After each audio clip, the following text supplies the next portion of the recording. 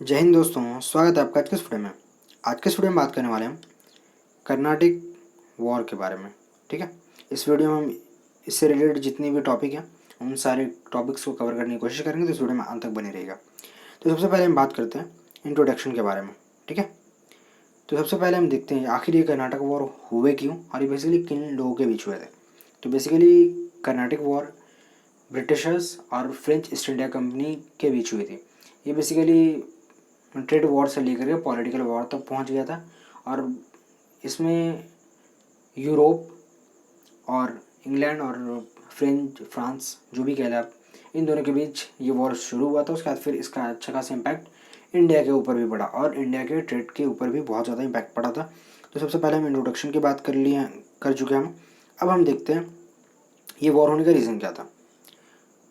सबसे पहले हम यहाँ पर देख सकते हैं ब्रिटिशर्स वर्सेस फ्रेंच। जैसे कि हमने पहले पढ़ा था कि ब्रिटिशर्स शुरू में तो सबसे पहले आए, इन्होंने पुर्तगीज़ को हटाया, डचों को हटाया। डचों को तो खैर मार्तन वर्मा जी उनके पीछे ही लग गए थे कि अब तुम पहले यहाँ से निकलो। और उन्हें मार्तन वर्मा ने डचों को इतनी बुरी तरह से हराया था, उसके बाद फिर उन्होंने भारत बिल्कुल भी छोड़ दिया और वो बिल्कुल मलेशिया और इंडोनेशिया साइड में जाकर व्यापार करने लगे। ठीक है, तो इसमें ब्रिटिशर्स का ही बहुत बड़ा हाथ था।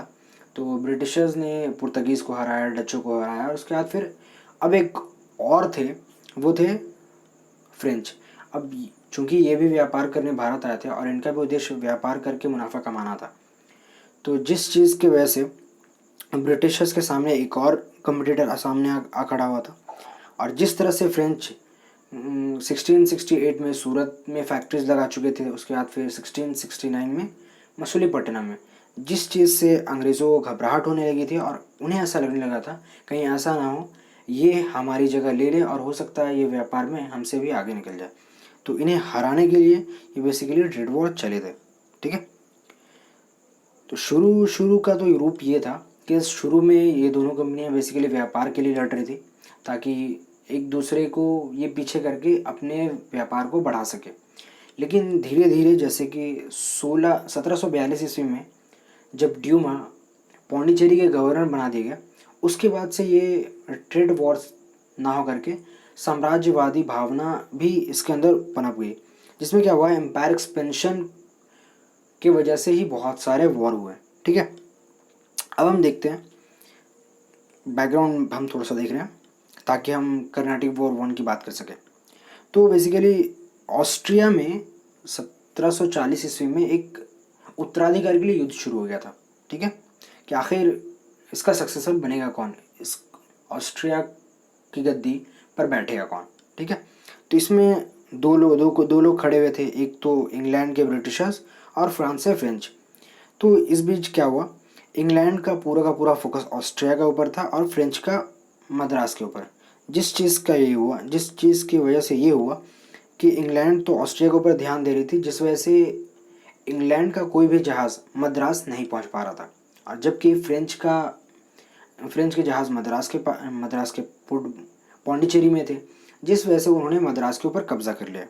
ठीक है, तो ये वजह थी जिसके वजह से कर्नाटिक वॉर फर्स्ट की शुरुआत हुई। ठीक है, तो हम बात करते हैं ये वॉर 1740 से लेकर 48 के बीच चला। एक्चुअली में इसके पीछे बहुत सारी कंट्रोवर्सीज़ हैं। कुछ लोग कहते हैं 45 से 48, कुछ लोग कहते हैं 46 से 48। तो क्या सच है क्या नहीं, एक्चुअली में मैं इसमें बात करूँगा बैकग्राउंड से लेकर के पूरे का पूरे वॉर ख़त्म होने तक की बात करूँगा, कैसे ये ख़त्म हुआ। तो हम सबसे पहले देखते हैं, हमने अभी बात की ऑस्ट्रिया के बारे में कि किस तरह से ऑस्ट्रिया वॉर चल रहा था। ठीक है, तो ये ऑस्ट्रिया के उत्तराधिकार के युद्ध चला और इसमें क्या हुआ, इंग्लैंड और फ्रांस यूरोप में दोनों आपस में लड़ रहे थे ऑस्ट्रिया के उत्तराधिकार के लिए। तो इंडिया में ये हुआ कि यहाँ भी ब्रिटिशर्स ईस्ट इंडिया कंपनी और फ्रेंच ईस्ट इंडिया कंपनी दोनों भी आपस में लड़ने लग गए। तो ये वॉर हो गया पौंडीचेरी वर्सेस मद्रास। पौंडीचेरी फ्रेंच के हाथों में थी और मद्रास बेसिकली अंग्रेज़ों के हाथों में। तो पौंडीचेरी के जो गवर्नर 1742 में जो थे वो डुप्ले थे और अंग्रेज़ों की तरफ से मद्रास के गवर्नर मॉस थे। तो बेसिकली इन दोनों के बीच वॉर की शुरुआत हो गई और इस वॉर का जब तक ख़त्म हुआ उसमें क्या हुआ कि दोनों के बीच युद्ध चल ही रहा था ऑस्ट्रिया को लेकर के, इंग्लैंड और फ्रांस में। तो जब ये युद्ध की समाप्ति हुई, एक्स-ला शापेल चैपेल जो भी कह लें, एक्स-ला चैपेल एक ट्रीटी की गई जिसमें से जो भी इलाके अंग्रेज़ों ने फ्रेंच के लिए थे या फिर फ्रेंच ने अंग्रेज़ों के लिए थे, वो सभी एक जिनकी जो इलाके थे उन्हें वापस कर दिया गया और इस तरह से ये वॉर ख़त्म हो गया। तो बेसिकली यूरोप में इंग्लैंड और फ्रांस ने लड़ना छोड़ दिया, तो इस तरह से इंडिया में भी ये युद्ध बिल्कुल भी समाप्त हो गया था। ठीक है, तो इस इतने बड़े कर्नाटिक वॉर फर्स्ट में इतने सारी चीज़ों के बीच क्या हुआ, इसमें एक चीज़ उजागर हुई। वो क्या थी? वो थी इंडियन की वीकनेस, क्योंकि इन्होंने नौसैनिक शक्ति के ऊपर कुछ खास काम किया नहीं था। तो जिस चीज़ का फ़ायदा इन्हें ये मिला कि अब उन्हें लगा कि नहीं, अब ट्रेड वॉर्स तक ही सीमित नहीं रहना, अब इससे आगे बढ़ना, मतलब एम्पायर एक्सपेंशन की ओर ध्यान देना। क्योंकि जैसा कि उन्होंने देख लिया था कि अंग्रेज़ों के पास, अंग्रेज़ किस तरह से वीक है और जिसके पास नौसैनिक शक्ति है वही वो अपने साम्राज्य का विस्तार कर सकता है। तो अब होड़ ट्रेड वॉर से एम्पायर एक्सपेंशन तक पहुंच गई थी। अब हम बात करते हैं वॉर 2 के बारे में। ठीक है, जो कि 1751 से 55 के बीच हुआ। इसमें क्या हुआ, हैदराबाद की जो इन्होंने स्थापना की, उनका नाम था आसफ जाह निज़ामुल मुल्क। ठीक है, तो उनकी 1748 ईस्वी में मृत्यु हो गई। और दूसरी तरफ मराठा भी हैदराबाद को अपने क्षेत्र में कैप्चर करना चाहते थे। तो जिस चीज़ से क्या हुआ, आसफ जाह निज़ामुल मुल्क की मृत्यु के बाद उनके उस टाइम पे हैदराबाद में उत्तराधिकार के लिए युद्ध शुरू हो गया।